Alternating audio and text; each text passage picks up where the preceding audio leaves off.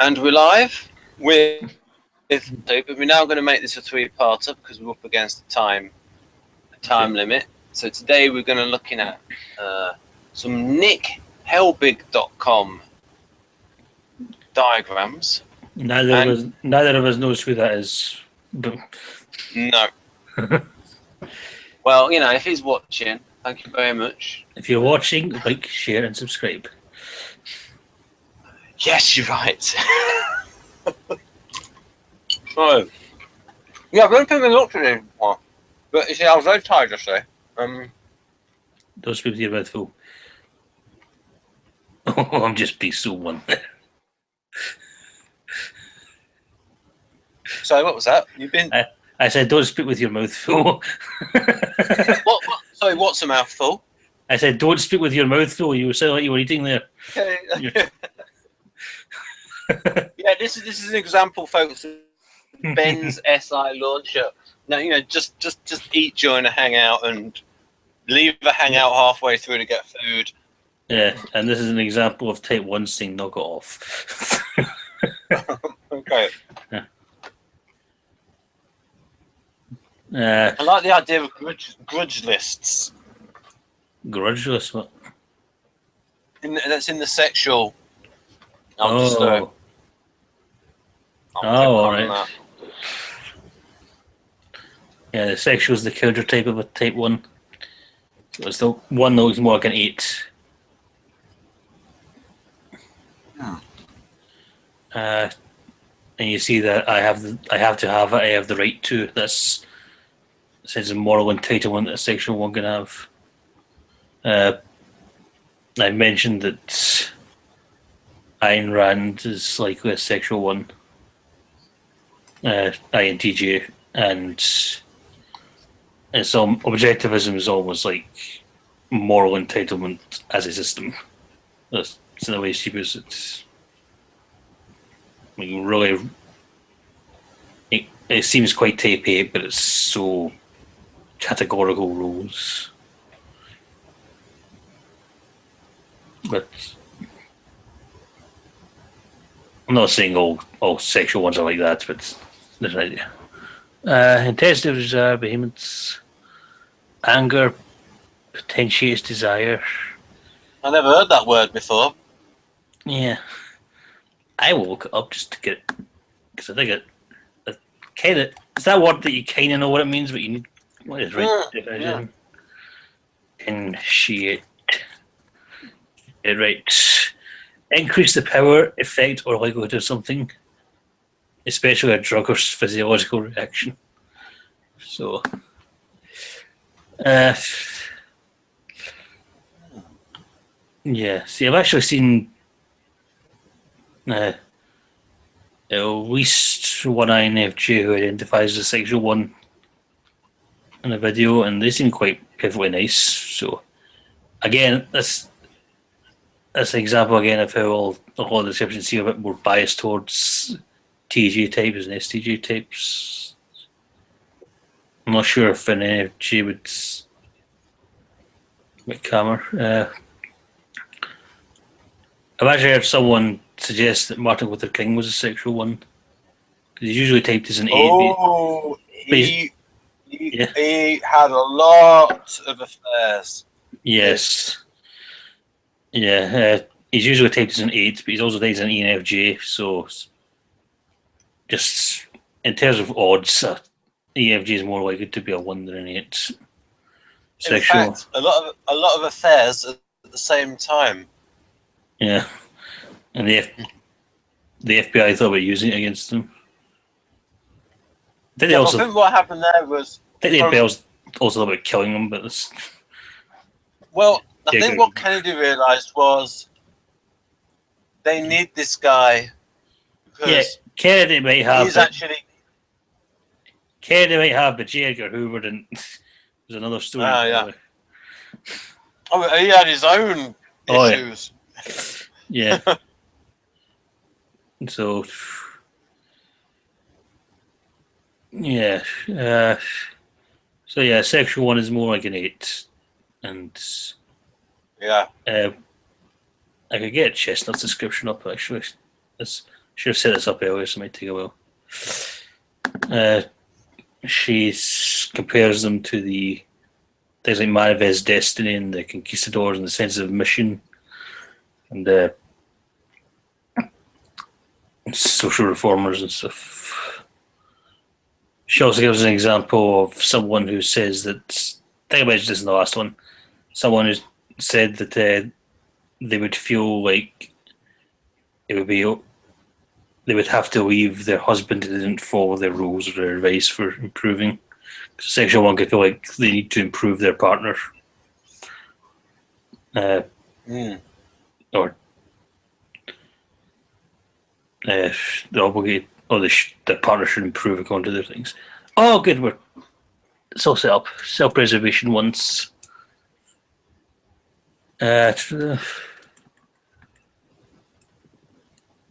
Trying to see. Now, Chestnut's description is a bit. It's not long, but it's not.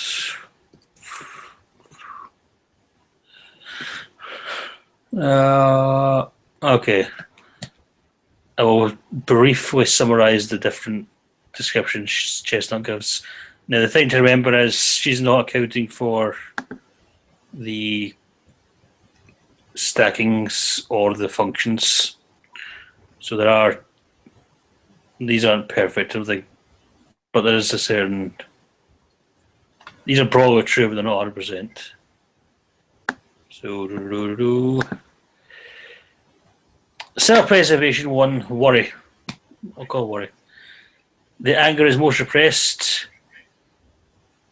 The mechanism of reaction formation transforms the heat of anger into warmth. This is a major shift. An angry person disconnected from his anger to become a gentle, supportive person with good intentions.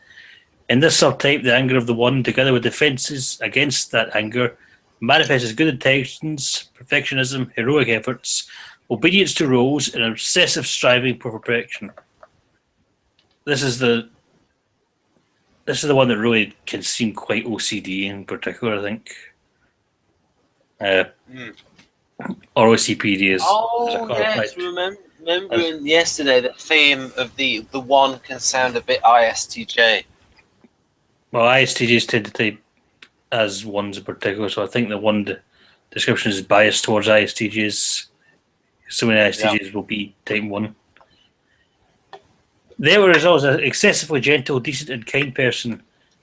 And it says ISFJ.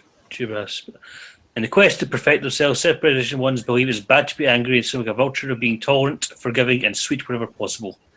Underneath, these ones are very angry, but they control it. Under pressure, however, this one's anger may leak out as irritation, resentment, frustration, or self-righteousness. They worry a lot, need for foresight, desire to plan everything out, and a compulsion to have everything under control. They often had a chaotic family history where they had to provide the stability even as young children. Usually the most responsible person in the family perhaps felt their survival was threatened by out-of-control elements in their early environment. They have a lot of anxiety. They can have a lot of anxiety. They lack confidence that things will go as they should. So they display an excessive sense of responsibility that takes the form of worrying and fussing even when things are going well. Ongoing sense, anything can go wrong any minute unless they're on high alert to make sure things happen as they should. They have a faulty sense of security with regards to survival and an implicit anxiety about things not going well and the consequences of failure. Self-preservation was because sometimes let go of worrying if they become convinced there is nothing they can do about a situation, but it is difficult for them to stop being vigilant if there is something they can do to have an effect in the situation. Tendency towards feeling anxious and constantly on guard can, in some cases, trigger obsessive compulsive defences. That is, they become obsessive in their thinking and compulsive or ritualistic behaviours as they attempt to reduce his anxiety by thinking certain thoughts or engaging in certain behaviours. Do so to get a sense of control over what is happening, and through getting a sense of control, finally be able to relax. There's so many things to be done and worried. However, there's so many things to be done and worried about. This one is really able to relax. Interesting. The that bit there about a sense of control in order to relax, because I'm trying to reconcile how Socionic sees the SI DOMs as internally very turbulent, and how they structure their world almost as a way to compensate for the tertiary NE. For that, because I'm trying to bring, but not so much that as I'm trying to bring the two things together. Yeah. In terms of Western type sees them as very structured and static in terms of their routine, whereas Socionic sees SI as a very dynamic function, and I can see both, and so it's just like, and like I said, when it's accentuated, you see it as OCD, and you said that OCD is a compensation thing. Well, I said OCD is also more likely to be a type 6 thing. Although this is self-preservation one resembles type 6. And if you're a one with a 6 in your tri-type, I think you're more likely to be a self-pres one. I would say this. You ever seen Friends? Do you ever watch Friends, the show? No. It was basically, I didn't find it funny. Well, anyone who doesn't watch Friends, Monica Geller from Friends is, I would say she's definitely a type 1, a self-pres one. She's very controlling and neat to the point where when it's found out that she's got a cupboard that's messy, that it's treated as a huge revelation to the shock, and she's really ashamed of it. And there's all what these has she got that's messy? A messy cupboard? Yes, a messy cupboard that she keeps locked, and it's like her secret room that she hides the key for, and they have to actually drill open the screws to get inside of it. Why has she got a messy cupboard? It's just junk that she throws away. It's almost like, again, it's almost like she's overcompensating. It's like if you're this kind of controlling, obsessive compulsive person who wants everything neat and all that, sometimes you want this a little bit of your life that's not like that. It's like the yin to your yang or whatever, Right. So self-preservation ones have difficulty listening their need for control and allowing the flow to happen. They feel compelled to insert themselves if necessary to make sure every important detail gets scrutinised and perfected. The quest to do the right thing or to find the perfect solution is how the self-preservation ones find safety. The title of worry was given to this type as a descriptive label because they have a passion or a strong emotional compulsion to worry or fret. And more than having frequent worry as a character trait, the self-preservation one feels an insatiable drive to fret. Self-preservation ones typically experience three convergent aspects of this worry-fret drive. Constant fretting is used to 1. Attain perfection, however small, or 2. Avert misfortune, however large, or 3. Free themselves from blame, however slight. Anger lies beneath the fretting and constitutes this one's early response to having to worry in the first place. The young self-preservation one cannot allow himself to be conscious of his anger, as the experience of anger or overwhelming frustration itself represents a threat to the child that takes on too much too early. However, the older self-preservation ones are usually plenty angry, and this anger shapes the personality in adulthood. I think there's a bit of a stereotype, saying that they're usually plenty angry, but well. In relationships, they can demonstrate a sensitivity to being criticised and become very angry when they feel blamed. In terms of conflict, these ones can be self-righteous, rigid, and unyielding. They tend to own up to their feelings, sometimes too readily, and are forgiving when others admit guilt or apologise. Partners can feel criticised and held to impossibly high standards, but can also count on self-preservation ones to be extremely reliable and trustworthy. Right. I've got something here. Well, let me finish this because this is the last paragraph. Okay. Self-preservation ones can get confused with type 6s, especially social 6s, with characteristics that makes them look one-ish, like black and white thinking and obedience to rules and authorities, or self-pres 6s who feel an underlying sense of anxiety and insecurity. What differentiates the self-preservation one from fear-based 6, however, is essential the mostly unconscious role of the one's passion for anger. 6s are motivated by fear and doubt as opposed to resentment. Self-preservation ones continually ask the question, why am I always the one working to improve reality when when it benefits all of us to try and make things right or better. 60s, by contrast, are preoccupied with coping with anxiety. Ones also have a more confidence in the standards of perfection they apply, whereas 60s continually doubt whether or not they are doing what is right. Right. I've got something here. Because I was looking at DCNH today, folks, and thinking about the SI DOMs. And SI DOMs usually, there's an overlap with Enneagram 1. And Victor renamed static dynamic as connecting and ignoring, where the dynamic types are very sensitive to changes in their environment. Now, so you can think of ISTJ, they're very sensitive to changes in their environment. So maybe they can go like this. They make their surroundings nice. They then connect to that. So by making their surroundings nice, that will make them feel better. Is ISTJs? Did you say? Yeah. What about ISF? What about ISFJs? Probably the same as well. Yeah. Well, I mentioned before, my dad is an ISTJ. He's not like that at all. I think he's a 9. I would say this is the stereotypical ISTJ you're talking about. Yeah. And ISTJs, I think consistently, there's a lot of ones who are ISTJ. Most ISTJs are ones, but there are others who are. Usually they're ones, but sometimes they're 6s. Sometimes they're 9s as well. I don't sure about the other combinations, but 1, 6, and 9. So it's like they calls them connectors. Sensitivity to changes in the environment. It is assumed to be the basis of this scale. Connectors are very sensitive to such changes. So it's like there's an overlap there where they need the surroundings to be perfect because they're very sensitive to them. And if it's not right, it will bug them. Yeah. I actually wonder if ISFJs are a bit more prone to this in some ways, or at least in terms of, maybe caring about how others would see this more. Like it's not, emotional concerns. So. Yeah.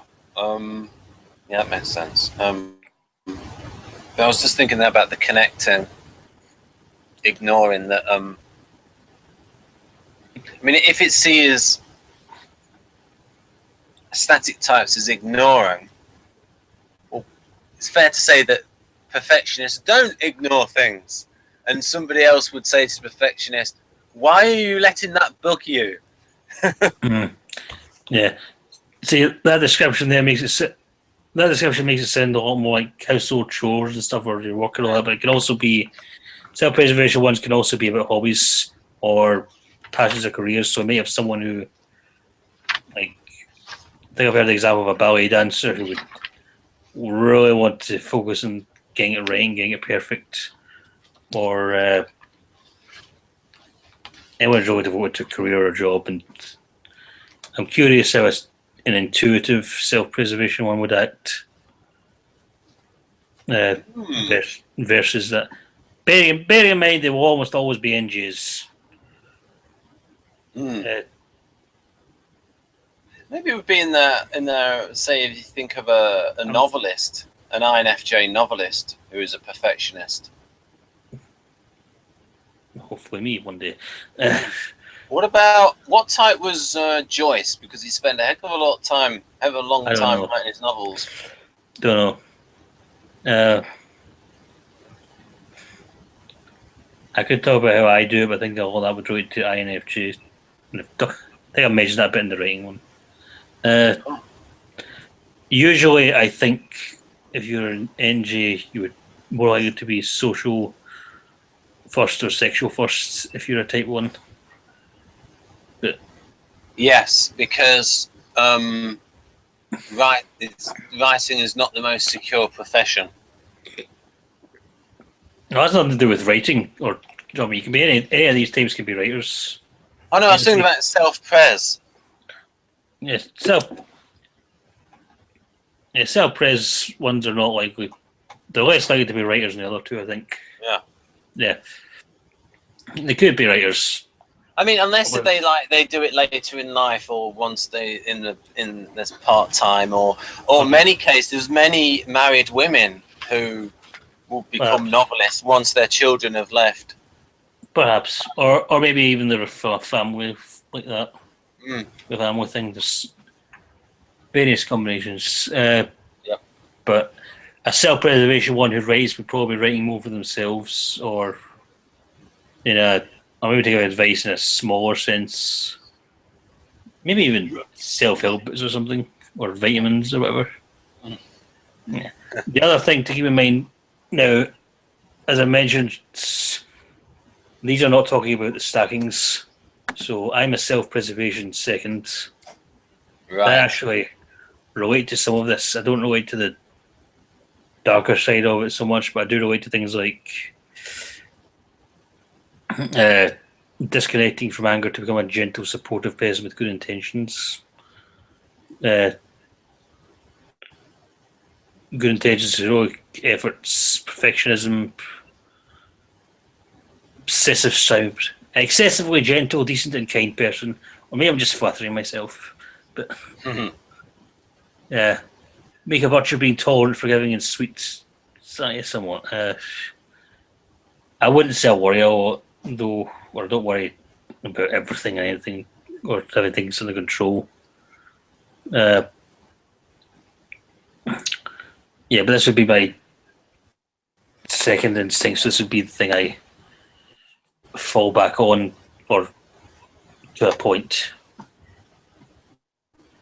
Well, are you? I'm not sure how it's. I'm not sure how it's. Sorry. Are you looking at? You appear to be reading off something else, which is fine. But I've got the Nick Helbig graphic up. Yeah, I'm reading off of Chestnut, but there she doesn't talk about the stackings either, so I'm just kind of theorizing now. There are websites that talk about how the instincts manifest as stackings, but I'm not sure how.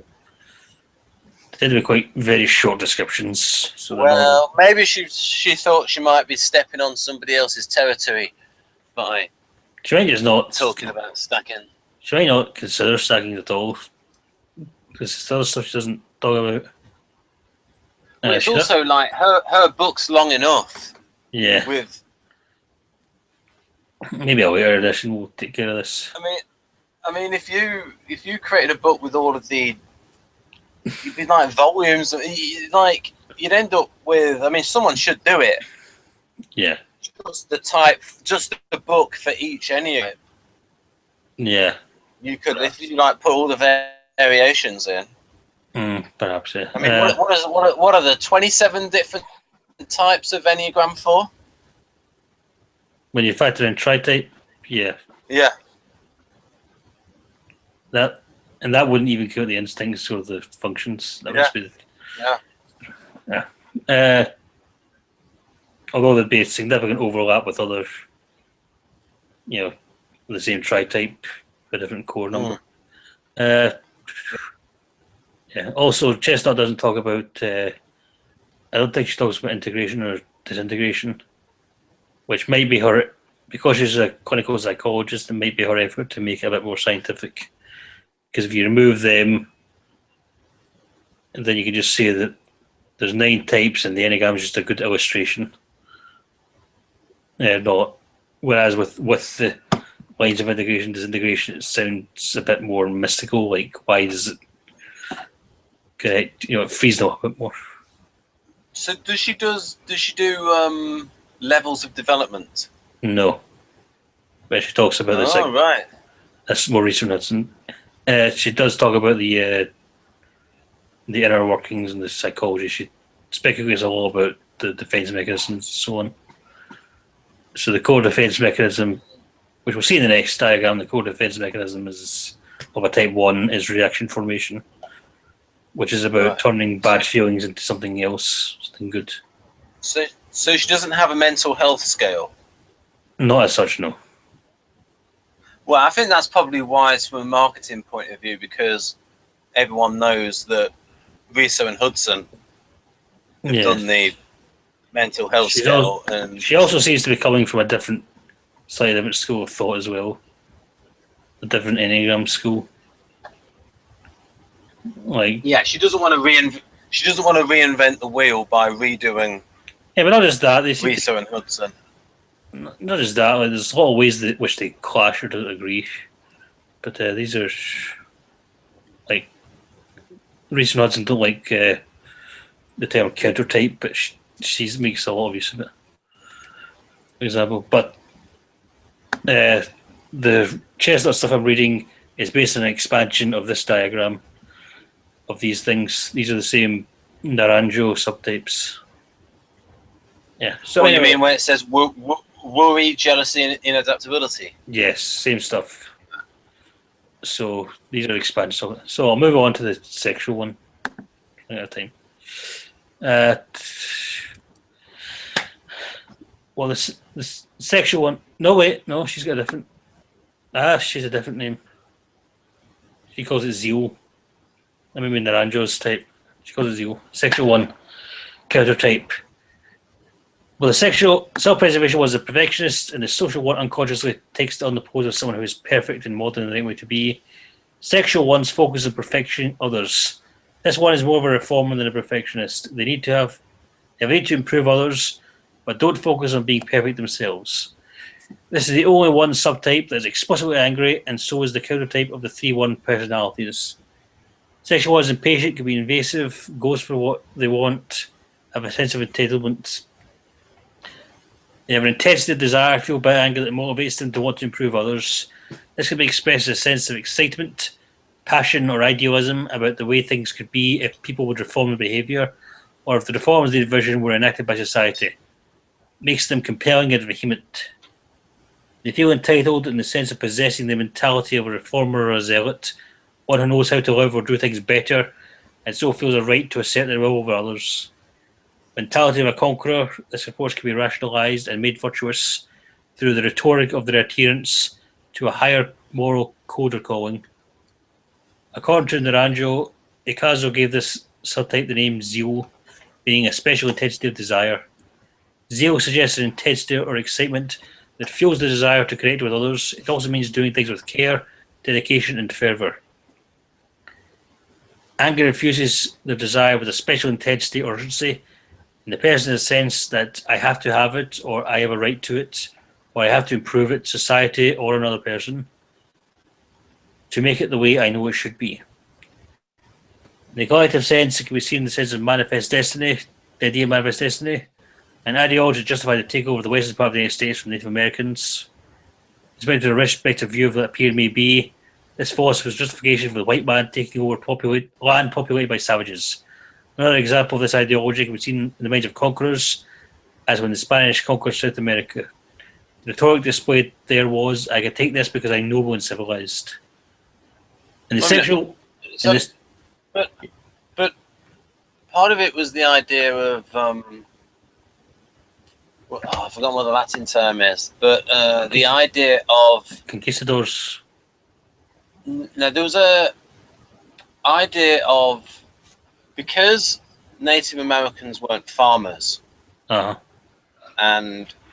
it might have been something used in Australia as well, the idea that you only owned the land if you joined labour with the land.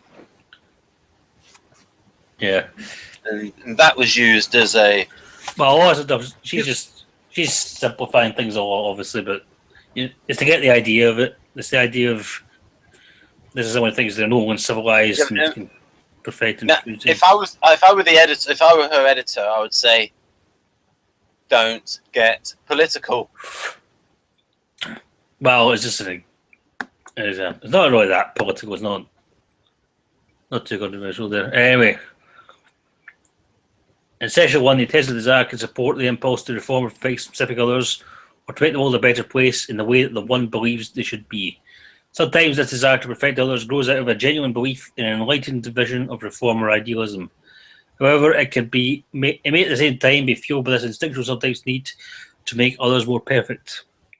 One woman she knows with this subtype reported that she felt she would be justified in leaving her husband if he did not carry out her suggestions for his improvement, and she felt the need to help him become a better person so she could have a better partner.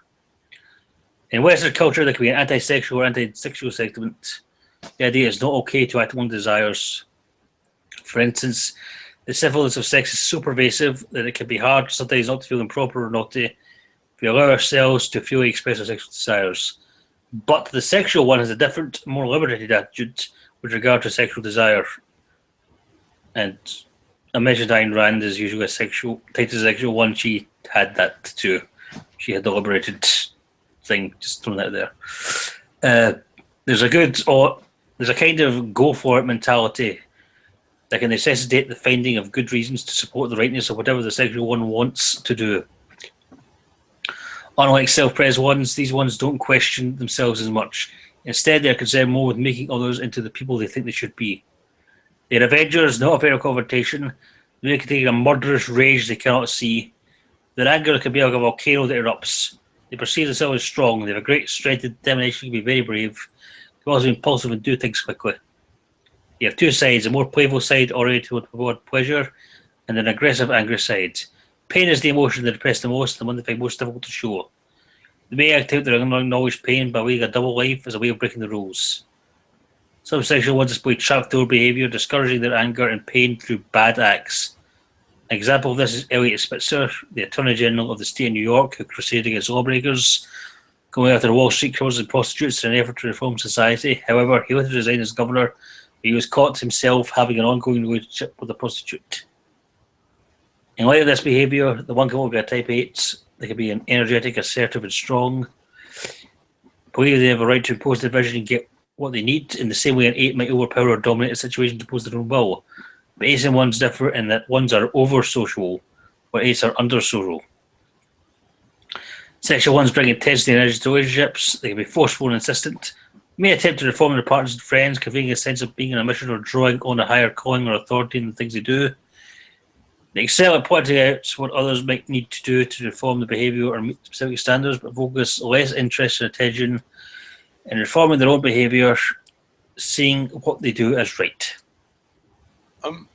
Which MBTI types are usually sexual ones? I'm not sure, but I imagine I think A type can be it, but I think ISTJs are probably more. ISTJs and ISFJs are more likely to be self-pres ones. Yeah, that ISFP? J. The sexual ones? ISFJ. No, ISFJ and ISTJ are more likely to be self-preservation types, I'm saying. They're less. The sexual ones, that's a lot of EJ stuff. A bit of SE in there. Mm-hmm. I can imagine an ISFP being like that. Well, when you know the one quite well, it wasn't. When you see the one overall, it doesn't seem like an ISFP. This is the counter type of a one as well. It's the one that doesn't look like a one. But it's not like. What is a counter type exactly? Well, our theory is that each of the instincts is a counter type, one that doesn't quite look like the other two. So for a type 1, it's a sexual 1. For a 6, it would be the sexual 6, which is counterphobic and can look a bit different. For the for this 9, it's a social. So it's a way to make the instinctual variances different from each other as possible by saying. No. It's more like are they counter to the other two or one of the other two? They're counter to the other two. It's like just some Enneagram typists notice this trend where people said they were a certain type but didn't quite fit. They seem to fit another type, or they seem to be a combo of different types. Even impossible combos, and all of it came down to the instincts. So sexual ones really do like eights at times. A lot of sexual ones look like eights. A lot of, as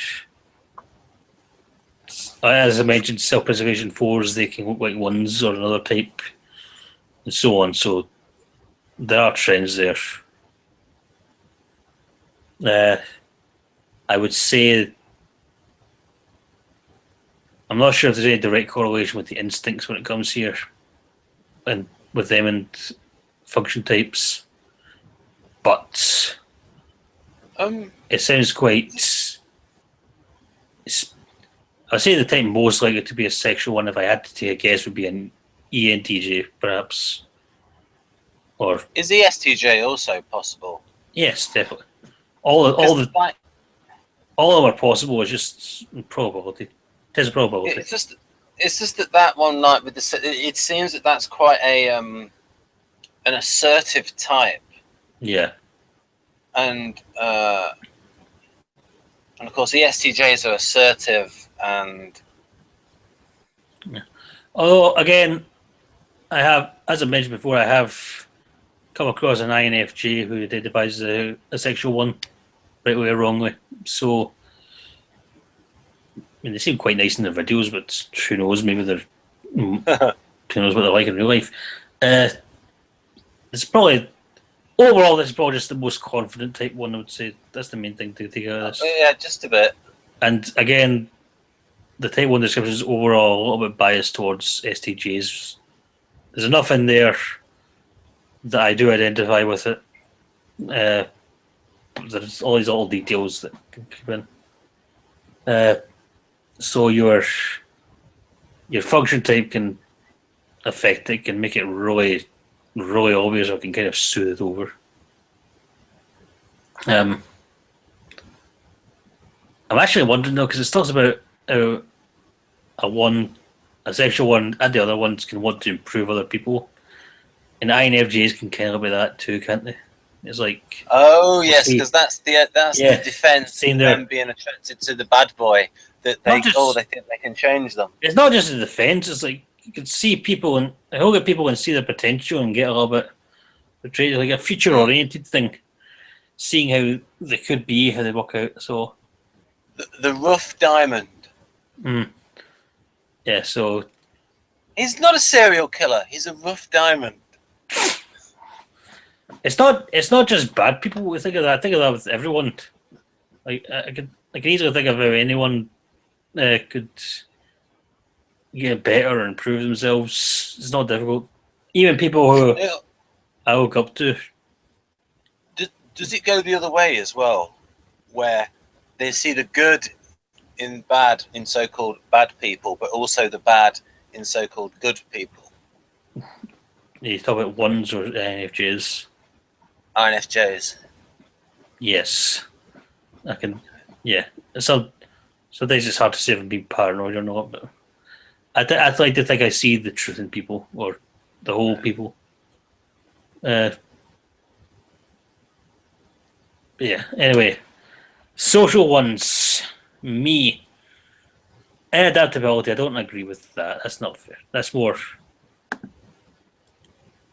SG stuff. Yeah, this would be a good one to concentrate on. The social one, because this is me about and how that jives with being socially introverted. Well, it actually jives quite well, because, as we'll get to, social one is less of a perfectionist and focuses more on being the perfect example for others of the right way to be. This one is not an internal anxious person striving to be perfectionistic, but rather a paragon of correct conduct. Need to represent the perfect model of the way to be, or to do things through their actions, to teach by example. Ikazuo is this type, non-adaptability, and Naranjo calls this rigidity, describing the social ones having a kind of school-teacher mentality. Non-adaptability and rigidity refers to the tendency of this character to rigidly adhere to particular ways of being and doing things, as a way of expressing exclusive ownership of the right way to think, behave, to be, think, or behave. Anger is self-hidden. When the heat of anger changes the wolf, the self is one. And this personality is transformed the heat of anger into a cold. This character tends to be a cooler, more intellectual type, in which the main characteristic is control. However, the anger of the social one is not completely repressed because of the equivalent anger in their passion for being the owner of the truth. In this subtype, anger gets channeled into an overconfidence about being right or perfect. The social one has a usually unconscious need to feel superior or appear superior, because having a conscious desire to be superior would constitute bad behaviour. As if they're implicitly saying, I'm right and you're wrong. They have an underlying need to make others wrong and have some power over them. If I'm right and you're wrong, then I have more right than you to control the situation. Like my social one father used to say, I've never been wrong except once when I thought I was wrong, but I was mistaken. Social ones learn to repress emotions from an early age. They were usually good kids who did not cause problems. That's true. They may have been young adults who acted older than they really were, who often forgot they were children. That's true and not true, because I acted like an old man and a child simultaneously, and I still do. A person in a subtype may purposely not adjust to changing times or customs. A social one tends to persist in a particular way of doing things they think is right, despite others having evolved into doing things a different way. Displays a general attitude, this is how it is, and I'm going to tell you how it should be. Not surprisingly, they automatically take on the role of teacher.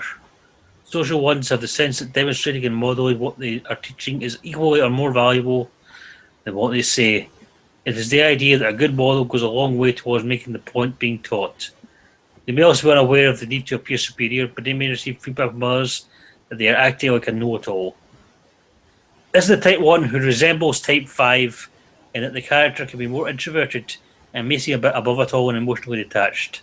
They separate themselves from the crowd because they are perfect and therefore feel superior. That's a bit harsh.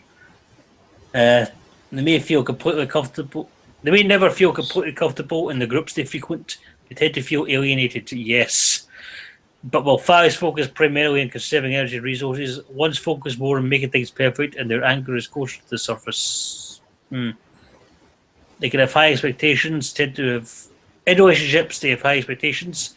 They have more confidence in themselves than in others. They can seem remote at times, being self-sufficient to the point of not seeming to need others. Yes. Can also prove difficult for partners and friends to convince social ones that a perspective other than their own can be correct. They are great reasoners and will argue their point energetically. They dominate through making the other person wrong and can be hard to convince them of the validity of a competing point of view.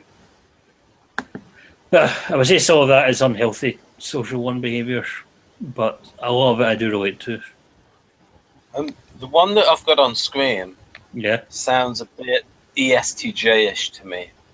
Because it's like, make others feel wrong, others have to follow suit. Well, I can somewhat relate to the make others feel wrong. It's more like if I think you're wrong, or if I'm feeling angry with you for some reason, I can get this temptation to just tear your argument apart or point out your flaws, and maybe more in the INFJ way of reading into your soul. I've had that temptation at times if I'm feeling really annoyed with someone or whatever. It's because usually if I'm angry at someone, it's because I think they're doing something wrong or doing things the wrong way for whatever reason. It's I sort of relate to that unhealthy desire to, it's kind of like if in stories and stuff where, or even in real life, where you've got a good guy and a bad guy, or someone who's a criminal, and once you arrest them or stop them, or you point out all the flaws in their plan or how they suck and all of that is, in a way, it's making the good guy seem superior to the bad guy, or the right person feel superior to the wrong person. When you see that pop up in stories, You understand? There's like Well, I got slightly distracted there by looking at the worry the worry. one, and I was thinking that's a bit more. I think that's a bit more SI Dom, and the social one is a bit more ESTJ. But I'm a social one though, so it's more of some of this stuff I do not relate to. Some of it I really do. Like the one who already knows. Yeah, I can get like that at times. Right. So if you make that last point again, you know where you asked me, do you understand? And I wasn't really listening that very well. So I will. It's like in stories where or in real life even, where you've got where the hero triumphs over the villain and makes them points out all the flaws of the planet, how they're insane or how they're despicable and all that, all the ways in which you make the bad guy or the person who's in the wrong seem wrong and feel wrong, and it ends up establishing the superiority over them. Righteous indignation. Yeah, I would agree that all the description seems a bit SG-ish, but I think that again comes down to just the tendency for ones to be SJs. There is stuff in there that I do relate to, like how it resembles a 5, how it can be more intellectual, how they can feel like they're already right, which INFJs. What else was there? Feeling alienated in groups. But I wouldn't necessarily say it's because not necessarily because I feel superior. I would say there's never that, but something I'll just a brief side. Is it sidelight? I don't know what the expression is. A brief sidelight. I don't know. A brief segue on about here with the one in green about them worrying. And if we say those are SI DOMs, then there's something written here in a little book by Anthony. Did you say usually for the self-pres? Usually it's SI DOMs, but not always. Usually. Yeah. So I've got here in Anthony Stevens wrote a book called, and he was like a Jungian. I don't know if he's still alive, but he's in his 80s now. If he's still alive. And he wrote about the shadow function of the introverted sensation type. And I think it relates to this, where so their shadow is like, NE. Their inferior function is extroverted intuition, which, when activated, is triggered by outer events. Such intuition tends to be essentially negative, in that when introverted sensation types use what little intuition they have, they usually pick up what is wrong in a situation. They are forever smelling rats and detecting flies in the ointment. Often they are wrong in these hunches, but occasionally they score a bullseye.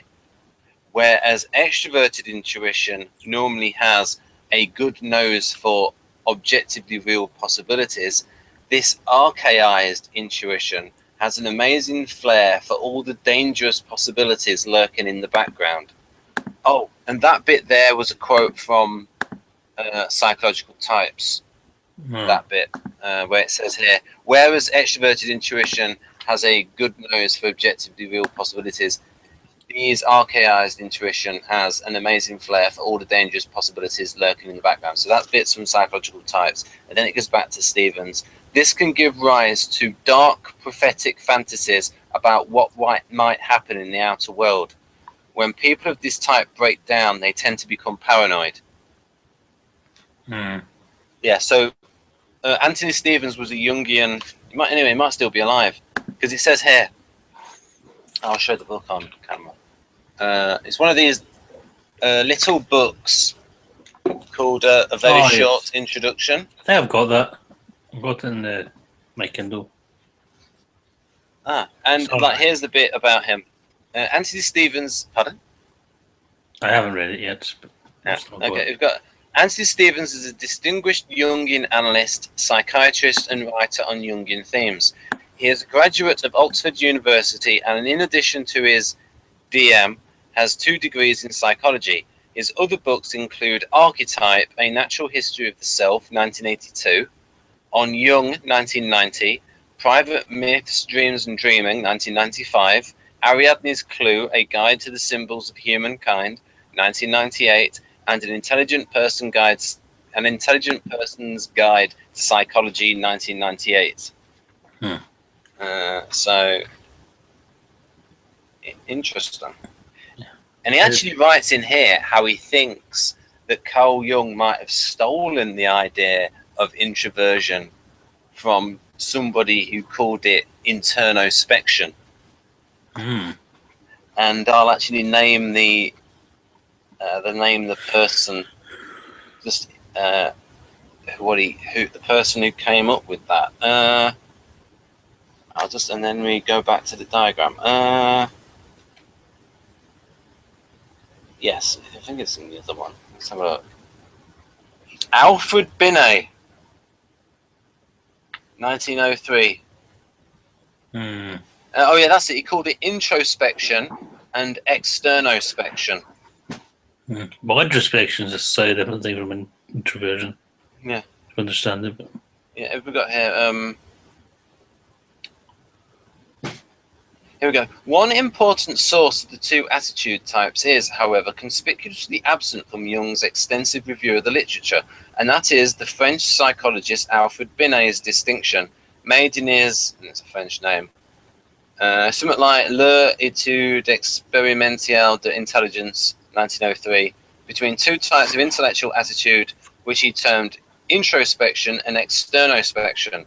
Introspection he defined as the knowledge we have of our inner world, our thoughts and feelings, while externospection is the orientation of our knowledge towards the exterior world as opposed to the knowledge of ourselves. Since Binet's distinction, to say nothing of his terminology, is so close to Jung's, it is strange that no mention is made of it in psychological types. The most charitable interpretation of his silence is that, in developing his ideas about the introverted and extroverted attitude types, Jung was experiencing a cryptomnesia, literally hidden memory, that although he had lost all conscious recollection of Binet's work, he had nonetheless borne fruit of his personal unconscious. Perhaps at the same time, there's no original ideas, are there? So it could just be meaningful coincidence. Some people have original ideas. Right. Right. Anyway, he is still alive. I've just checked. 83. And there's a video of him on YouTube, an interview. Good on him. But I like the way he describes the suggestive function as the shadow. It could certainly be like that for INFJs. Which one is that again? The suggestive. Pardon? Which one is that again? The inferior function he sees as the shadow. Alright, okay. Yeah. Well, that's why Victor calls it the manipulative function. MBTI calls it the shadow function as well. So. Okay. Right, so given there's not much time left, there's not really enough time to go on the other one. What we could do is we could stick on instincts. Yeah. Okay, I'll tell you. School teacher rigidity. I'm not. Because what we can do is because there's not much time left. Then I can actually call this episode Part 2: Jonathan on his instincts. Because the other diagram is so big that well, we could do a separate hangout on that in future. Well, we'll do that in the tri-tape in future. We could probably rush through it, but anyway, because a bit more, because I'm interested in this idea of how you differ from like because the normal social ones do sound very SJ-ish. Yes. Well, let's take an example. It's school teacher rigidity. I can agree. I can seem a bit like a school teacher. I don't know if I seem necessarily rigid. I can agree. I can sort of have that teaching I mean, thing like at times. What? I mean, yesterday we were talking so much about seeing other people's points of view. Yeah, I would say yeah, things like that, and will not change. When I say school, I mean sort of like wanting to help people or inform people or push people a certain way or educate people, that sort of thing. Which isn't necessarily rigidity. Or maybe I'm just really rigid about seeing different points of view, you know. Uh, Crusades. Now, if Sorry. Yeah. it's just this seems more like the need to take a stand. So Yeah. it's like you've got these internal principles and then you're actually acting on it. Whereas in your case, you might be a bit more of, yes, I've got these internal principles, but I don't want to become then confrontational about it with people and actually challenge them on it. Depends on the circumstances. I mean, in my case, a lot of the time, I choose not to take a stand, and that's more because I'll anticipate how it's going to go, or if they're going to listen, or if it. Sometimes Yeah. it's better. Sometimes it's better not to take a stand. Sometimes it's better to let things play out because Oh yeah. if you take a stand, you Well, may end up making it worse. Or that's why I see this as more consistent with an ESTJ, with the one in yellow, social one, because it's like because the ESTJ is willing to like be confrontation in this area, you know, because they've got that they've got that creative SE. They have that, and when you read the Kersey ESTJ profile, it like hits you in the eyes, like just how much SE in terms of like power sensing they have, their ability to stand up, because that makes that sound like a very assertive, strong-willed type. yeah. One in yellow, contrasted to the one in green, which seems more passive.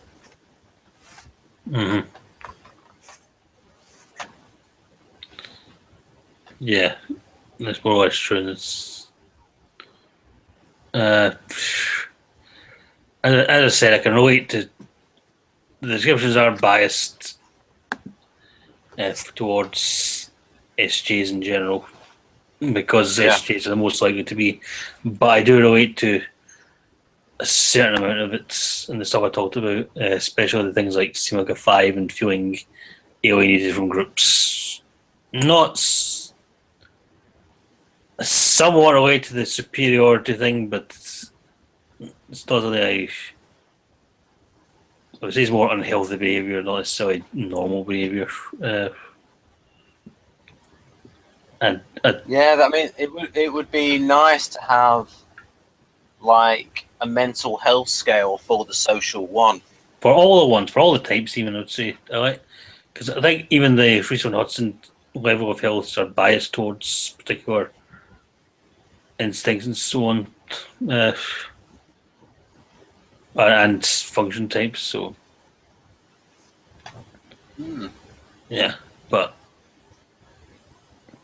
the one who already knows, I think that. Because all three of these sound unhealthy. Yeah, you'll see that with a lot of Enneagram descriptions and so on. It's like a lot of the Myers Briggs descriptions. When I was reading them at first, they all seem very idealized and perfect and so on. But whereas Enneagram was the exact opposite, all of them sounded quite, crude and extreme. I relate more to the. I relate to the one description overall, I would say, and I relate to the social description on its own, but the specific combination The instincts are usually not very well described by writers, I think, when it comes to these. Well, when it comes to describing things like the social subtypes of each Enneatype, they're always quite short chapters or short paragraphs. So, so were you reading from like Beatrice Chestnut's description of the social one? Yes, it was, and I liked And some. it was. Yeah, Was it better than? Did you find it better than that one in yellow? yeah. I mean, it's more expansive, certainly, and yeah. The other thing to remember is none of these are accounting for wings either. So a 1-wing 9 is a lot more passive than a 1-wing 2 in general. So, and I'm a 1-wing 9, so they're more withdrawn, maybe a bit more philosophical at times, and they've got, in particular, they feel like they've got a limited sense of stamina.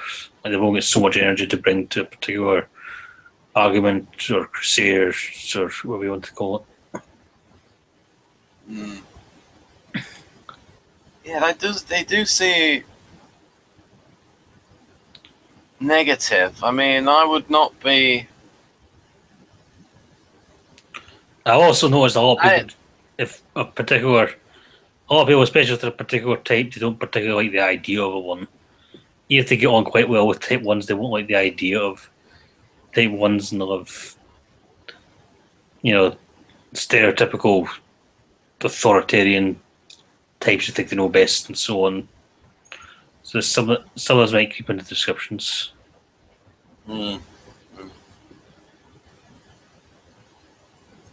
There probably are some people who are type 1 who are like that, who will look at this stuff and say, yeah, this is fine, totally me.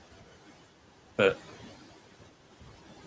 I mean, this makes sense. I mean, if you're like describing like SI DOMs for worry and ESTJ for inadaptability, so they're describing the wrong thing. They think they're describing that, but they're actually describing, the SJ temperament. But the one in the middle, that's. Well, that is the counter type, so this it's meant to sound different.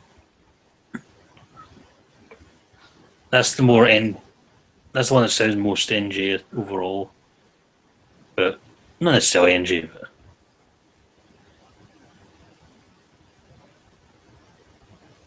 Or ENG at least. Do you have any grudge lists? Not at the moment. Or none that I admit to. Okay, why do you think you're a social first rather than a sexual first? Well, disregarding Enneagram 1 periods, just looking at the instincts by themselves, I relate to the social type the most. And no. I don't think I'm social last either. Because I am quite interested in the social issues and drawn to, even if I'm always in the outskirts of groups, I'm usually drawn to them in some way. And within the social one, there is certain descriptions, certain keywords and phrases that do stand out. Like, it would explain why I type as a type 5 a lot, because they do resemble a 5, especially if they're a 1-wing 9. And the intellectual interests and some of it I would agree with more if it was phrased differently as well. And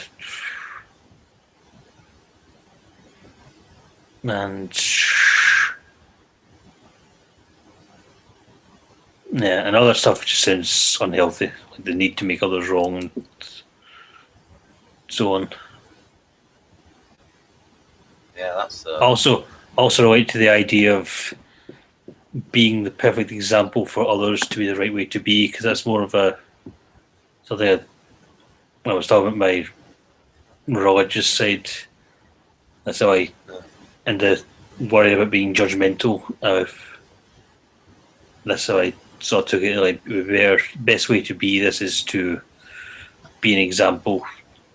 If I can, not necessarily that I've lived up to that, but trying to inspire people without coming off as judgmental.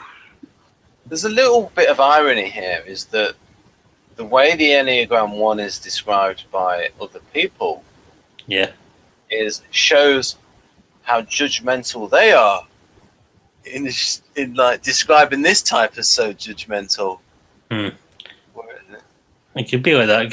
You could say that about the other alien types as well, I suppose.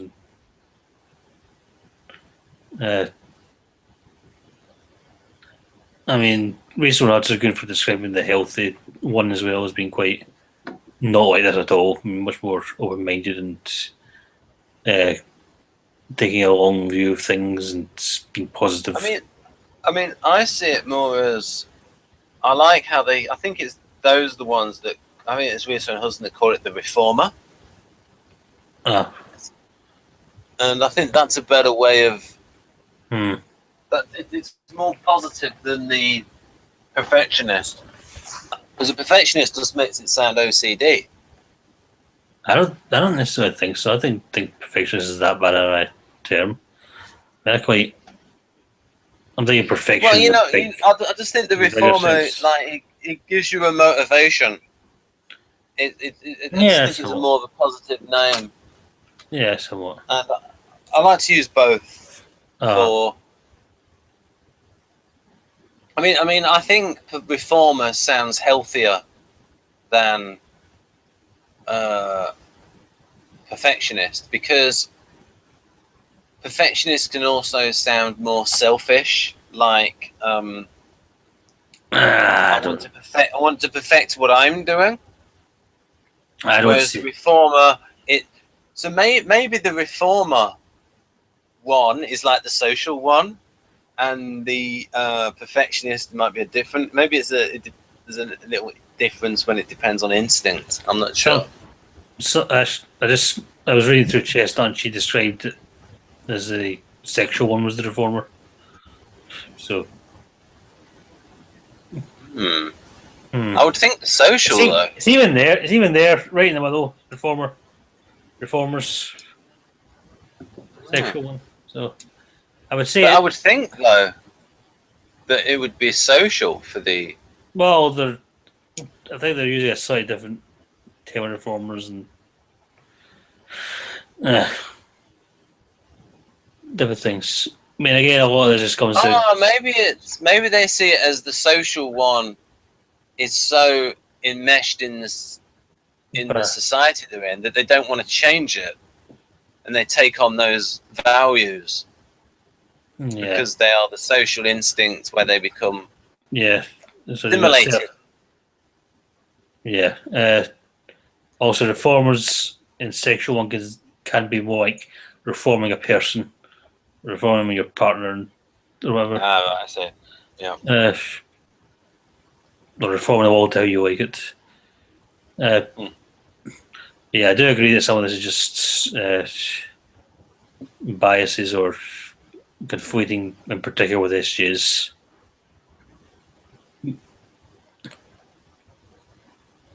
I can sort of relate to the stuff in yellow if it's phrased. Some of the stuff in yellow, not all of it, but some of the stuff if it was phrased differently, or I don't relate to it, but there's a specific reason I don't relate to it, like I used to. But even the will not change thing, I can almost relate that to NI and the resistance NI has to new information that conflicts with their intuition. Like, they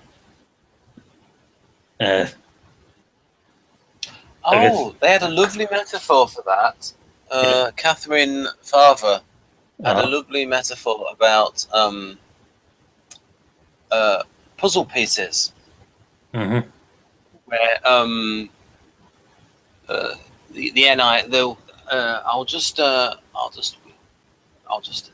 we could end on that because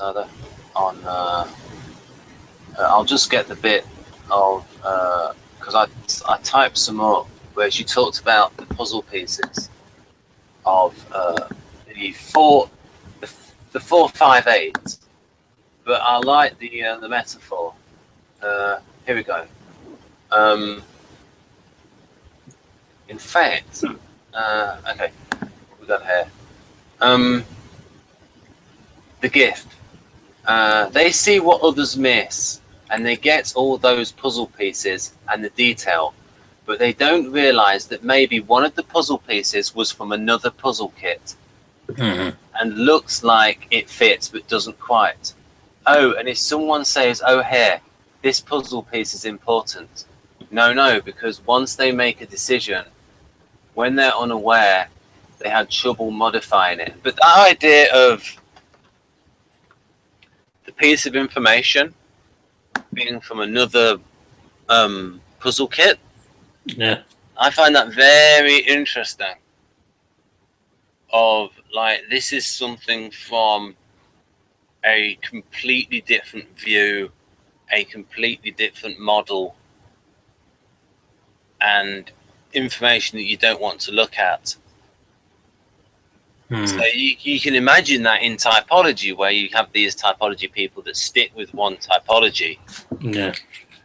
And then say that there's some hardcore socionics people, and then there might be a piece from, say, Kersey that says something about, like, say, artisans and what they're motivated by. And they'll go, no, that doesn't fit. You know, that's a piece from a different jigsaw. Yeah. I'm not doing that jigsaw. That jigsaw's irrelevant. Whereas it's still... I just like that metaphor. That can be improved upon. I like the... Because I like the metaphor as a metaphor for different models. Going between different models. So, I think we've done instincts. And Jonathan's got to... Go to bed. Yeah. And so, it is... And the next one, we will do the big diagram, the Nick Helbig or whatever it's called, he or she, don't know. We'll do the big diagram. So it's Good night. bye from me. And it's goodbye from him. Right. Let's get that.